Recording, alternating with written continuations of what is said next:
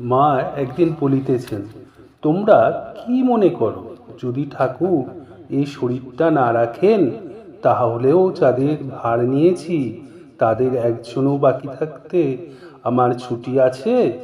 তাদের সঙ্গে থাকতে হবে, তাদের ভালো মন্দের ভার যে নিতে হয়েছে। মন্ত্র দোয়া কি চারটিখানা খানি কথা? কত বোঝা ঘাড়ে তুলে নিতে হয়, তাদের জন্যে কত চিন্তা করতে হয়।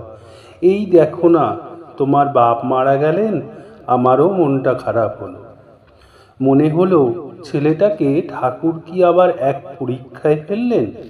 কিসে ঠেলে টুলে বেঁচে উঠবে এই চিন্তা।